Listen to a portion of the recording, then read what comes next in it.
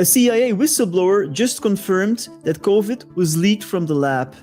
But I have a hard time believing that story. And yet, I also don't believe the official story about the pandemic.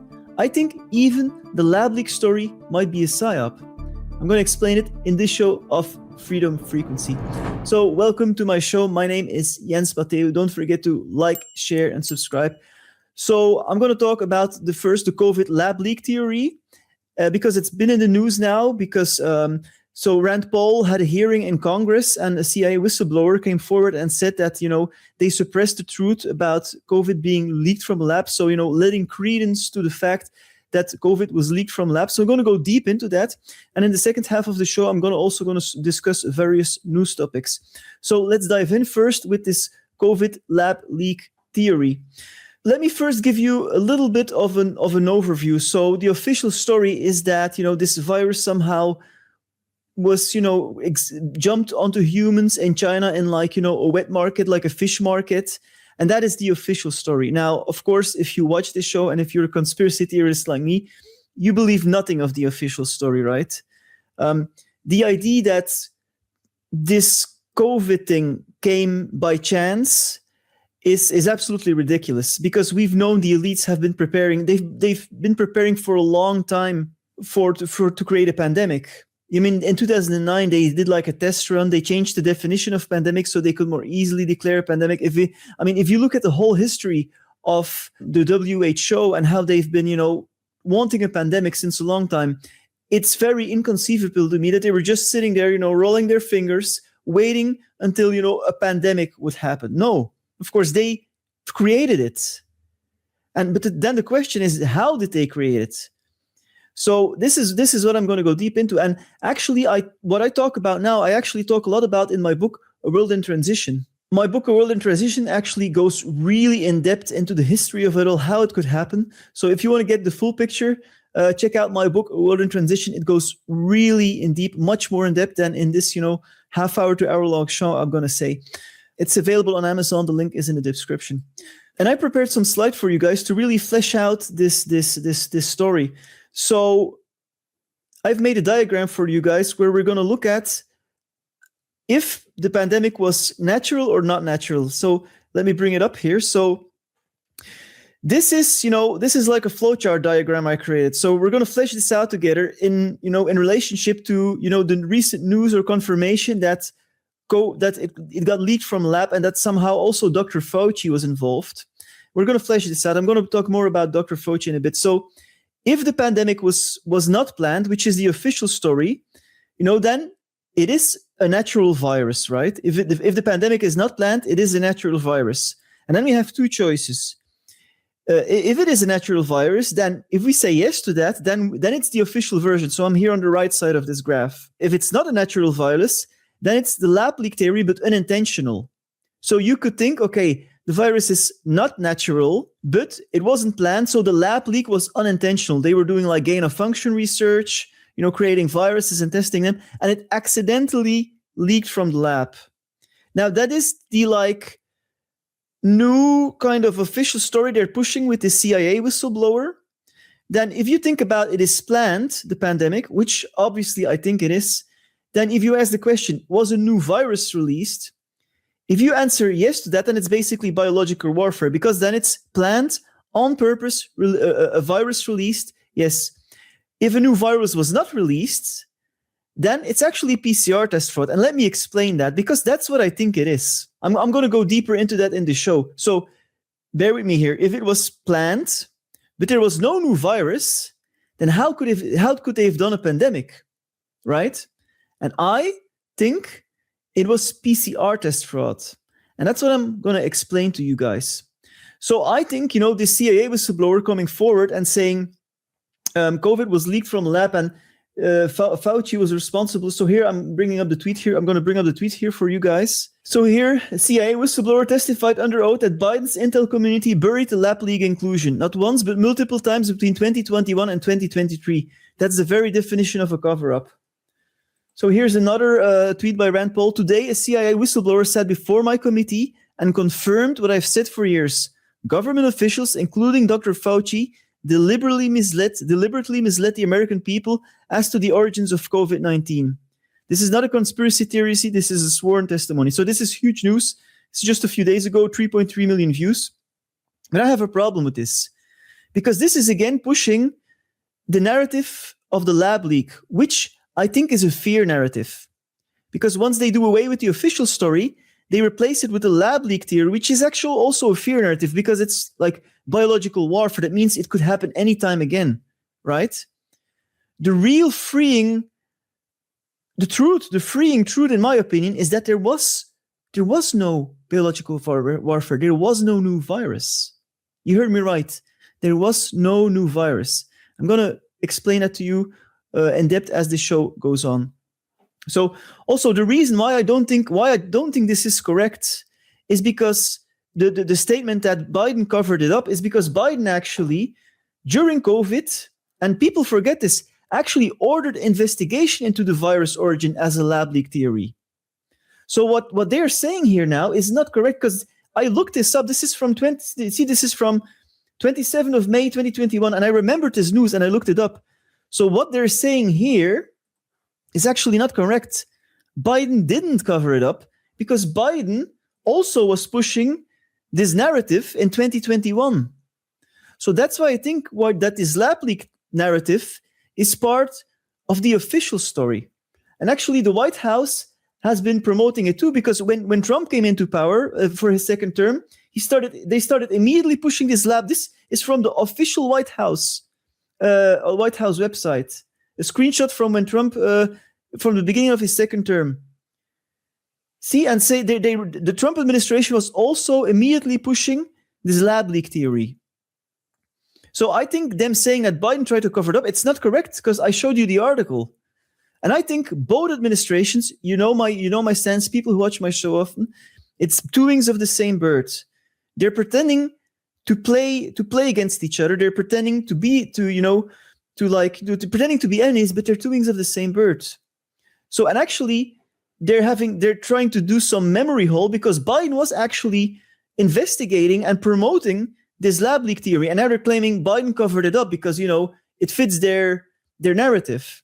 So also, Fauci got pardoned by Biden, right? Which was like a huge scandal. And now people are saying, yeah, but Biden, and Fauci, they were working together, they were covering it up, and Biden pardoned Fauci to protect him. Yes, I think Fauci was pardoned to protect him, but it gives the Trump administration a handy excuse not to prosecute Fauci, right, for his criminal wrongdoings in the COVID-19 pandemic. So it creates an excuse for Trump not to, prosecute Fauci, which I think they're both playing together. I think both, in the end, is two wings of the same bird. And I think Biden pardoning Fauci, and then pro-Trumpers say like, oh, see, now Trump can't prosecute further, but it's a handy excuse. It's to keep that myth of Trump alive as, look, he's against Biden and he's against, the pharmaceutical industry and he's against, he's for freedom, which, he was the launcher of Operation Warp Speed. We're going to go for the vaccines. We're going to go into that in a bit after I'm done with this part. So I believe, what if they're all working together, and what if this Biden, pardoning Fauci was just, like the setting the stage for Trump having the excuse to push this lab leak theory out, where Fauci is like kind of used as the fall guy, as they did on the White House website here. Using Fauci as the fall guy, but Fauci has the assurance, you're not going to get prosecuted because we're pardoning you. And then Trump doesn't have to like do anything because Fauci is already pardoned, and he can just basically, Fauci, we're going to use you as a scapegoat. We need to have a story, but don't worry, we're going to protect you. And the Trump administration is playing along with it. I think that is what is happening. And I think this lab leak theory is done on purpose to keep the fear alive of biological warfare. Because if it's leaked from a lab, it can happen anytime again, right? It's got more like this fear associated with it of biological warfare. Right? Now, the reason why I think that Let me do away with the screen here. And the reason why I think it was not a real virus, not a real new virus, no biological warfare, is because the elites want to have control. So let's go over the different options again. So either you believe the official story, that, it really came from like a fish market in Wuhan, which obviously I again said, the elites are not going to wait around for a pandemic to happen. They make it happen, right? So the only other solution is that they were like accidentally leaked from a lab. That doesn't hold up, because that it should have been, purposefully leaked from a lab. But the reason why I don't believe that they purposefully leaked it from a lab is because, first of all, there is no evidence to support that there was a new virus. And I'm going to go into that. And second of all, the elites want to remain in control when creating a fake pandemic. If you release a virus, you risk that the virus gets really stopped by the measures you implement, because we all had to wear masks, right? Right? So why would they make us wear masks if they wanted to milk this pandemic and make it last for 2 years, if masks really would stop the virus, right? That they would have supposedly released. It don't make sense. That's why I think there was another, and there is evidence for it, another process going on to create this fake pandemic. And that process was the PCR test. So let's go a little bit into the PCR test. With the PCR test, you can create a fake pandemic. And the evidence is there. For example, you can rebrand existing diseases as COVID. And I think that is what happened. It was a rebrand and an exaggeration. And yes, some people were seriously ill, as some people always seriously ill get from the flu or from lung infections. Everything was rebranded as COVID with the help of the PCR test. Let me explain. So I'm going back to my slides here. So the PCR test uses something called the PCR methods, which was invented by Kary Mullis. And Kary Mullis was a genius. He got the Nobel Prize of Chemistry for it. And actually, Kary Mullis died 6 months, coincidentally, before the start of the pandemic. And he was one of the biggest opponents of using the PCR test to diagnose disease, to test for a virus. Exactly the same thing they did during the pandemic. I mean, everybody had to get tested, remember? I'm sure you all remember, right? The stickies they try to put up your nose, and it was all PCR test reporting. And Kary Mullis said you can't do it because it doesn't work. And yet they used it. So is it a coincidence that Kary Mullis died 6 months before the pandemic? Because he, the inventor of it, would have been one of its greatest opponents. So, he died in 2019. He was a very extravagant guy.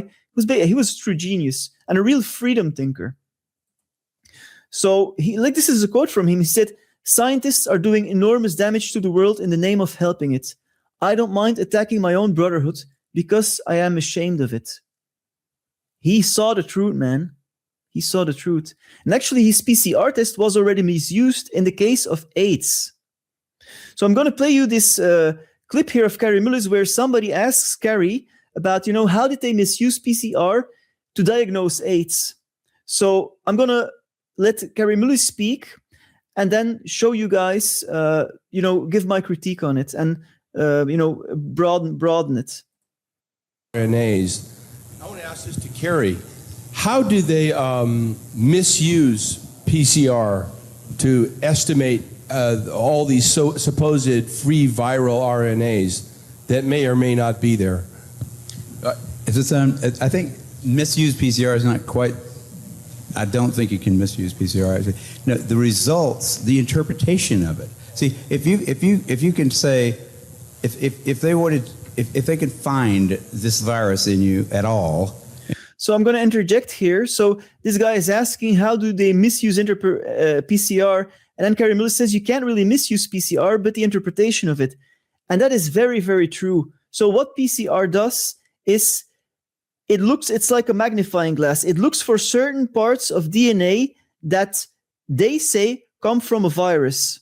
And so then with the PCR, PCR is a replication method. So with PCR, you can make from a little bit, you can make a lot. So if you have 1 grain of sand, which is just like a metaphor, like if you have 1 grain of sand, with PCR, you can make it into 1,000,000 grains of sand. So sand is there. For example, if you have a bottle of water, and there's 1 grain of sand in it, if you put the PCR method onto it, you can magnify that grain of sand and then into like 1,000 grains of sand. And then you can see, oh, there was a grain of sand in there. Because that one grain of sand, you couldn't spot it with the naked eye. But if you do the PCR method, it can replicate it to thousands or millions of grains of sand. So we can see, okay, now we know there was a grain of sand in there because now we have 1 million grains of sand in that bottle. So we know there was a grain of sand in there. And that is what the PCR does. The PCR test does for DNA of viruses. So they really can't spot it, but if they use PCR, they can replicate it, magnify it, to say that it was there. But the thing is, the sequences that they choose to magnify, to make like a million copies of, to be able to see it, to spot it if it's there, is chosen by man. Right? So man says, this DNA belongs to this virus. And then we're going to look for it.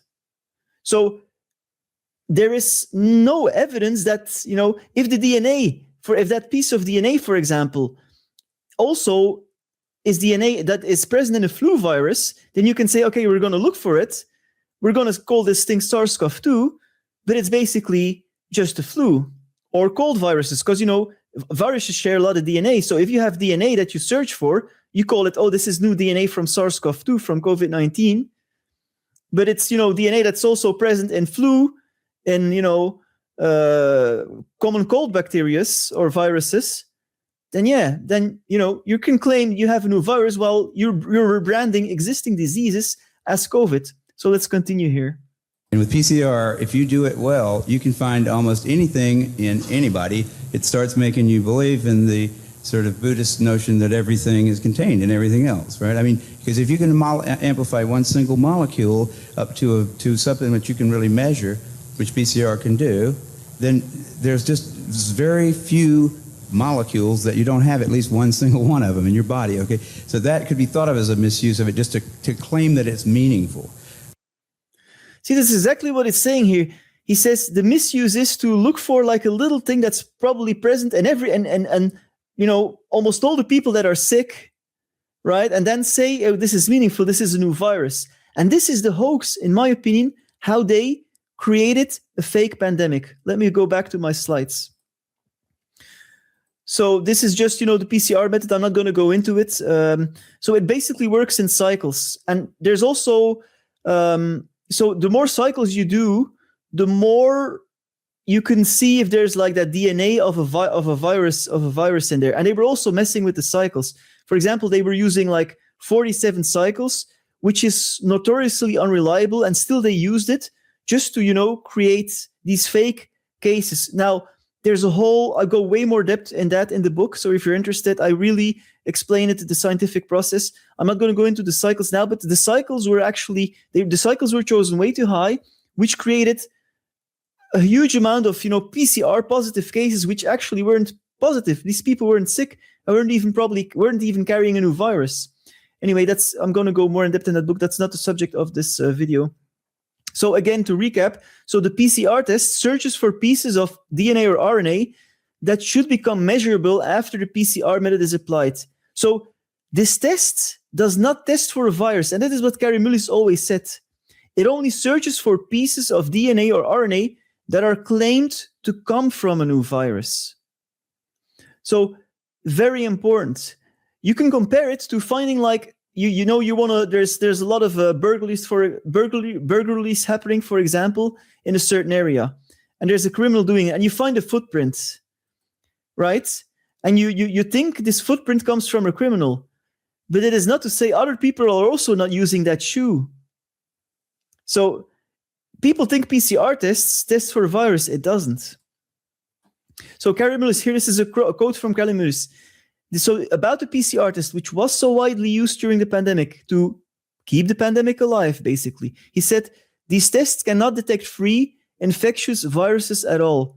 They can only detect proteins that are assumed, in some cases incorrectly, to be unique to HIV. So he was talking about HIV, right? But it was the same thing for the COVID virus. These tests can detect genetic sequences of viruses, but not viruses themselves. So this is, again, what I'm saying. If you have a genetic sequence of a virus, that is common to a lot of viruses, to flu viruses, you can just invent a pandemic. And every flu case will be diagnosed, every cold will be diagnosed as SARS-CoV-2 because you're testing people that are sick and they're going to turn out positive if they have a cold or a flu. And that is exactly what happens. So, and I'm going to show it to you here. So here you see it, flu has disappeared. Flu magically disappeared. Has COVID killed off the flu? Expert pose intriguing question as influenza cases nosedive by 98% across the globe. The flu vanished during COVID. So, did the flu really vanish? Or was it just the flu that was rebranded as COVID? And that's what it was. It was a fake pandemic. It was the flu rebranded as COVID. And mind you, the flu can be pretty bad. And a lot of people die each year from the flu, in the thousands, but it's considered normal. But they use that for COVID. And there's a lot of, like, for example, doctors in Australia that, spoke out against it. They say every medical student is taught that clinical diagnosis is based on 3 unshakable principles: history, questioning, and examination, in that order of hierarchical importance. With the unprecedented use of PCR-based diagnosis in the interest of public health and mass screening, the doctor has been dangerously removed from the diagnostic process. So the diagnostic process was just, we put this in you, and, we're going to test for a virus. And if you have that, you're PCR positive and you have COVID. But, if people have viruses, there can even be traces of viruses left, of dead virus material in them, while they're even not sick anymore. So this test could also detect people that have been sick weeks and months after they had been sick, and still they were branded as a COVID positive case, which was ridiculous. They weren't even sick. So that's why these doctors in Australia are saying it's dangerous, because the doctor has been removed from the diagnosis process. The doctor looks if you're sick, and if you're not sick, you're not sick. No matter what the test is, because you could have like traces of virus DNA in you that are like weeks or months old from an old infection. So this is how created the fake pandemic, people. So this is why I don't believe in the COVID lab leak theory. There was no new virus.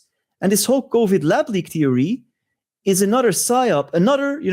We have the official version, but below that is another psyop, and that's the COVID lab leak theory. So here, this is a colleague from David Crow who also spoke out about, the wrongful use of PCR during the pandemic. He said, I find it unfortunate that he, so Carrie Mullis, is not here to defend his PCR manufacturing technique. Carrie did not invent a test. He invented a very powerful manufacturing technique that is being misused. What are the best applications for PCR? Certainly not medical diagnostics. He knew it and always said so. And he died 6 months before the pandemic. So, who chose the DNA that is searched for with the PCR test? They call it the primers.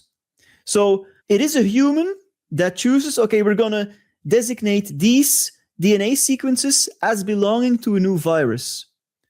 So, that is the crux of the deception.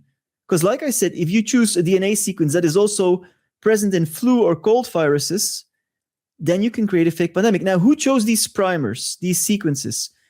The name is Dr. Christian Drosten. And coincidentally, he was also the discoverer of the SARS-CoV-1 virus from 2003. The same guy. Interesting, right? So his test, his PCR, so his primers that use the PCR test was distributed to all laboratories worldwide through the WHO. And coincidentally, he's also a member of the advisory board of CEPI, which is like a vaccine thing, which is founded by the World Economic Forum. Does it ring a bell? Klaus Schwab, World Economic Forum? One of those organizations that actually wanted the pandemic to push through their Great Reset. Klaus Schwab was, saying during the pandemic, we need the Great Reset, in his German accent. Look who the suspects are. So this is from January 16, 2020. So when the pandemic hadn't even really started yet, when there was just like, okay, most people were not like worried about it. There was some talk of a virus in China, but it really hadn't, reached, that fake pandemic level, I would say. And so here, German researchers said that they have developed, so Drosten, this guy I just talked about, have developed the first diagnostic test for a new virus that has emerged in central China. Dr. Christian Drosten said that the test developed by his team will allow laboratories to reliably diagnose the so-called new coronavirus in a very short time. The test protocol is being made available through the World Health Organization, and laboratories can order molecules from the German team. So the pandemic hadn't even started yet, and they were already pushing their PCR tests to all the laboratories worldwide, because they're saying, you're going to have to look for this virus. This is how you create a fake pandemic. Just from this test created by this one guy who was already involved in 2003 with SARS-CoV-1, who was involved at World Economic Forum. This is the WHO, as you see here, this is the global healthcare pyramid. The WHO is at the top and is distributing these tests to all the laboratories worldwide. They're all looking for the same thing, and that's how you create a fake pandemic. So in my opinion, there was no COVID lab leak. It was PCR test misuse. So I don't believe the CIA whistleblower that's saying this. Maybe he believes what he's saying is true. We got to be very careful, because sometimes there are psyops within psyops. The pandemic was a psyop, but then if they start saying the COVID, there was a lab leak, I think it's a psyop. Another psyop to keep that fear narrative alive of biological warfare, right? So there's also a team of 22nd independent scientists, 20 of whom were PCR experts, who spoke out against that PCR test, the primers that Christian Drosten created, and they said about it, the COVID test is completely non-specific. The tests could be the beds could just as well be filled with influenza pneumonia cases, the flu.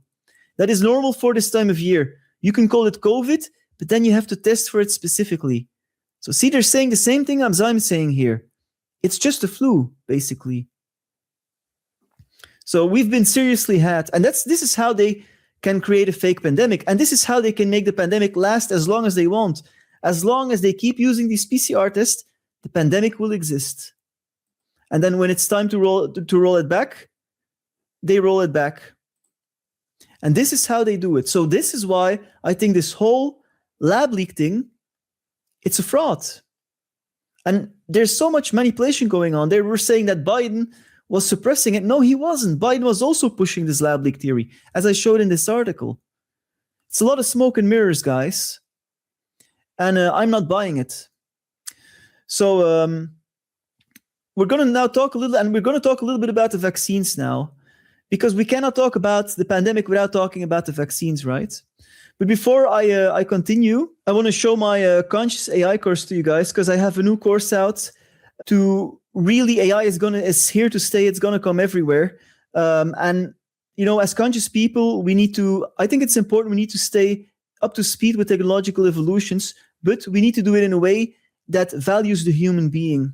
So this is why I created a very unique, I think it's one of the world's first AI courses that really is taught by an AI skeptic like me, because I'm skeptical about transhumanism and about, how Big Brother control. But I do realize we need to move with technological changes, but we need to do it in an ethical way. So if you're interested, check out my AI course.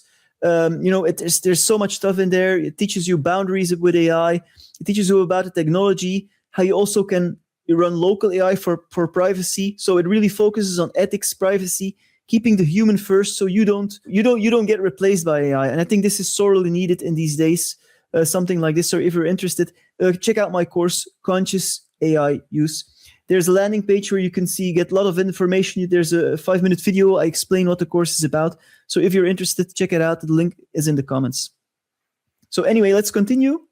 Let's talk a little bit about the vaccines. So I've said, there's two wings of the same bird, because what a lot of people forget is that Trump is the starter of Operation Warp Speed. He signed off on Operation Warp Speed. And Operation Warp Speed is the vaccine program. So he was in bed with the pharmaceutical industry to create Operation Warp Speed, and he was selling people, take your vaccine. So let me play that clip here again. That Trump was actually, and a lot of people seem to forget this. They're like, Biden's bad, but Trump created the vaccines, and he still takes full responsibility for it. And then people say, yeah, but if he wouldn't have created the vaccines, we would have still been in lockdown. But you can't prove that. What you can prove is that he was, just as Biden was, in bed with the pharmaceutical industry, and he was promoting these vaccines. Let me play this clip here. Really good news. Today, our nation has achieved a medical miracle. We have delivered a safe and effective vaccine in just 9 months. Of people, I think this would have been the Spanish flu of 1917, where up to 100 million people died. This was going to ravage the country far beyond what it is right now. Take credit for it. Take credit for it. What we've done is historic. Don't let them take it away. Don't take it away from ourselves. You're playing right into their hands. You know what? I believe totally in your freedoms. I do. Bree, you got to do what you have to do. But I recommend take the vaccines. I did it. It's good. Take the vaccines. But no, that's okay. That's all right. We're proud to announce that this morning, the Moderna vaccine has officially entered phase 3 already. And that's phase 3 clinical trials, the final stage before approval. Under Operation Warp Speed, we've shaved years off of the time that it takes to develop a vaccine, in some cases, many years. The United States is the first nation in the world to produce a verifiably safe and effective vaccine. Today's achievement is a reminder of America's unlimited potential when we have the will and the courage to pursue ambitious goals. As I've said from the beginning, a vaccine will vanquish the virus and return life back to normal. The pandemic may have begun in China, but we are ending it right here in America. Operation Warp Speed is the greatest medical manufacturing endeavor in American history. Both the president and I are vaxxed, and did you get the booster? Yes. I got it too. Okay, so... Don't. If it doesn't work, you'll be the first to know, okay? Guess we still don't know. So, and it goes on and on. There's multiple clips of him like that. And still, until recently, he still defends it. Up until 2026, when multiple people have said to him, it was no good, he still defends it. This is from 2026 at the World Economic Forum. With the COVID and the whole world suffered, we did a phenomenal job. I don't think we got the credit we deserve. We did something that Operation Warp Speed, which some people say was one of the greatest military feats ever. We did a great job. Used our military, used a lot of people. So, they're all in it together. And Trump is still defending, he's still inviting Fauci to the White House, not Fauci, Albert Bourla. He's still inviting Albert Bourla to the White House, the CEO of Pfizer, the biggest jab company. And I was honored to have Albert be the first. He's done a fantastic job with, as you know, with the COVID. He did a fantastic job with a lot of things. He's a leader, and Pfizer is right at the top. He's still in bed with the pharmaceutical industry. It's just incredible. So this is why I'm saying they're all in on it. They're all in on it. They're all playing the same game. And this COVID lab leak theory that the White House published on their website, and that's now being pushed again by this, CIA whistleblower that came forward. I am not buying it. I'm not buying it. And this is Marjorie Taylor Greene, a recent clip of just 2 days ago. Marjorie Taylor Greene talking about the same thing. So I was so angry the day that he said 15 days to slow the spread. I've never been so angry in all my life at President Trump. I was furious at him. But in my viewpoint, or what I believed at the time, I thought he was just being given bad information from his advisors. And so I saw President Trump as being the innocent one being misled down this trail by these bad advisors. And I was so stupid to think that. Now I see it completely different. I'm like, no, he loved that vaccine. I know he loved the vaccine. He loved Operation Warp Speed. And he's told me before, he's so proud of it. And, he's told me in person, he saved millions of people's lives with that vaccine. And I say back, no, millions of people have died because of that vaccine. And millions of people are injured today because of that vaccine. And there's been countless babies not born because of that vaccine. And we have no clue what the future of damage is going to be to people's health because of that vaccine. And no, now I see it totally different. But back then I was like, oh, the president's being misled. They're lying to him. And that continues to be the problem, though, for people. is they blame Susie Wiles, or they're blaming Pam Bondi, or they're blaming whoever's in the room, when honestly, I can tell you firsthand knowledge, because I've been in the room, it's the president himself. It is Donald Trump himself. And I know that's a hard pill for people to swallow, but let me tell you, that's the pill you need to swallow, because once everyone can understand it is him that is calling the shots, it's him that writes these crazy Truth Social posts himself, then you're going to be able to acknowledge. So we can't absolve anybody of responsibility. People who like Trump always say, yeah, he was misled by Fauci. No, he signed off on it. As you know, when you're the boss of something, you have the responsibility. You know, people have been fired from their job, or, you know, resignated from their post for less than, you know, this whole scandalous thing that is this vaccine, right? It's ridiculous. People keep making excuses. No more excuses, like Marjorie Taylor Greene says here.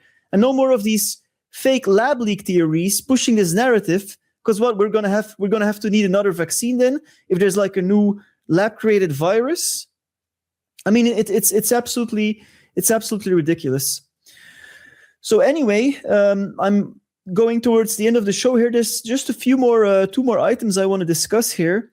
Is that like it just doesn't stop, like also with the Epstein files.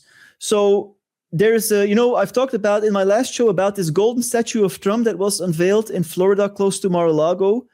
And one of the people who actually was there for the inauguration of that statue, you know, he like cut the ribbon for the statue, was a guy named Brock Pierce. Now, Brock Pierce is a crypto millionaire. He was like also a Disney child star. And he was mentioned in the Epstein files. So let me bring it up here for you guys. So even it says here, even on his Wikipedia page. So here you can see, if I go down here,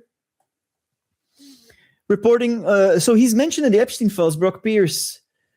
So a man reported that the files included an email which included a man identified as Pierce, described as the co-founder of Tether. So he owns the crypto company Tether. Brock Pierce told Epstein that a boat in Antigua full of Ukraine's finest was waiting for him.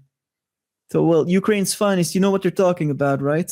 So, and he's also, you know, mentioned multiple times in the Epstein files as, you know, going back and forth with Epstein about girls. So this guy now, just a few weeks ago, was, you know, cutting ribbons for Trump's statue, and Trump was there, you know, with a call, commenting on the whole situation. So let me play that clip here. I know it's done from love, and I want to thank Mark Burns, a pastor. He's a good pastor. He's a good man. I've known him a long time. He's been with me from the beginning, right from the beginning, maybe about 2 days later, right? So this is Brock Pierce cutting the ribbon in front of Trump's golden statue, which they're worshipping. I talked about it in my last show. It's insane. So this is an excerpt from the Epstein files, where, you know, Brock Pierce is in contact with Jeffrey Epstein. You know, I had a great time with the girls, right? I mean, isn't that confirmation? But yet nothing happens. No, they don't get arrested. They get to cut ribbons in front of the statue when Trump's on the phone with him. I mean, it's just insane. So yeah, to close off this show, I want to talk about a beautiful tweet that I saw here, and I'm going to bring it up for you guys. So this one, it's about, you know, privacy, and it says you have every right to know what your government is doing, and they have no right to know what you are doing. This is why they are called public servants, and we are called private citizens. Very true. Instead, the relationship has been inverted. The states hide behind secrecy, classified files, and redaction while demanding total visibility into your finances, communications, movement, and behavior. A society where the rulers live in privacy while the population lives under surveillance is the very definition of tyranny. This is a beautiful quote. And it is true, because we seem to have to give up everything.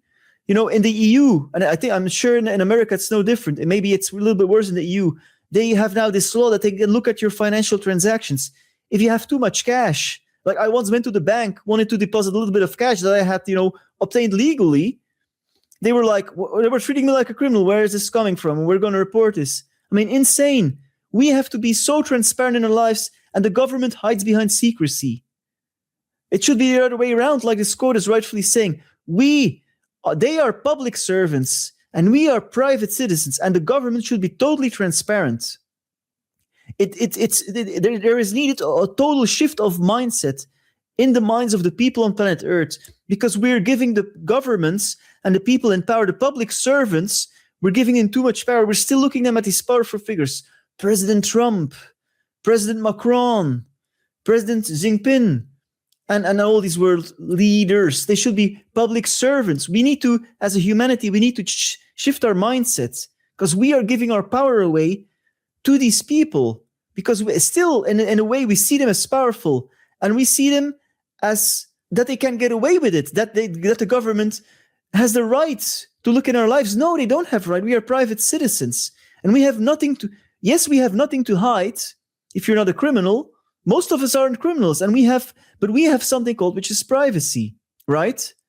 So this is a whole shift in mindset that humanity needs to grow through. We need to stop worshipping authority figures and putting people in a position of authority, because when you put people in a position of authority, you grant them authority over you. Like, for example, looking into your life, when the state can hide behind secrecy, can hide behind classified files, can hide behind redactions, and we, are spied on, watched by cameras 24/7.